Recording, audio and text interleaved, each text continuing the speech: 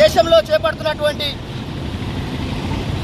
Paper లీకేజీల పైన Bahujan Samaj party దేశవ్యాప్తంగా చేపడుతున్నటువంటి ఈ అన్యాయాలను, అక్రమాలను ఈ బీజేపీ ఎన్డీఏ ప్రభుత్వం చేస్తున్నటువంటి వైఖరిని ఖండిస్తూ భావి భారత ప్రధాని అక్క మాయావతి గారు ఇచ్చినటువంటి ఆదేశాల ప్రకారం తెలంగాణ రాష్ట్ర అధ్యక్షులు ఇబ్రహీం శేఖర్ గారు ఇచ్చినటువంటి ఆదేశాల ప్రకారం ప్రతి జిల్లాలో తెలంగాణ రాష్ట్రంలో జరుగుతున్నటువంటి అన్యాయాలను, దేశంలో జరుగుతున్నటువంటి అన్యాయాలను చూస్తూనే బహుజన్ సమాజ్ పార్టీ తీవ్రంగా ఖండిస్తూ ఉంది.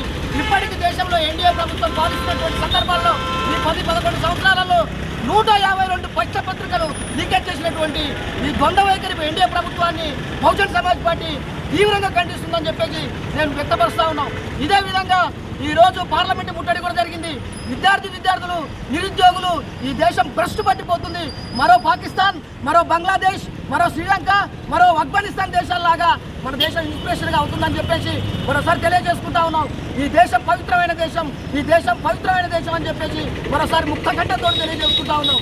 ఈ దేశాన్ని ప్రపంచంలో ఐక్యరాజ్య సమితి గుర్తించింది ఒక పవిత్రమైన దేశం అని చెప్పేసి. అలాంటి దేశాన్ని భ్రష్టు పట్టిస్తున్న ఈ బీజేపీ ప్రభుత్వాన్ని కుప్పగూల్చాలి. ఈ బీజేపీ ప్రభుత్వానికి ఏ ఒక్కరు కూడా బీసీ, ఎస్సీ, ఎస్టీ, మైనార్టీలు, ఏ ఒక్కరు అగ్రవర్ణాల పేదలు కూడా ఏ ఒక్కరు కూడా ఓటు వేద్దామని చెప్పేసి నేను ముక్తకంఠంతో తెలియజేసుకుంటా ఉన్నాను. భారత రాజ్యాంగానికి కట్టుబడి ఉన్నటువంటి బహుజన్ సమాజ్ పార్టీకి బహుజనులు ప్రతి ఒక్కరు ఓటేసి ఎర్రకోట పైన నీలిరంగు జెండాను, ఏను గుర్తును అక్కను ప్రధానమంత్రి చేసేంత వరకు ఈ పోరాటం కొనసాగుతుందని చెప్పి తెలియజేసుకుంటా ఉన్నాను. జై భీమ్, జై భారత్, జై బీఎస్పీ.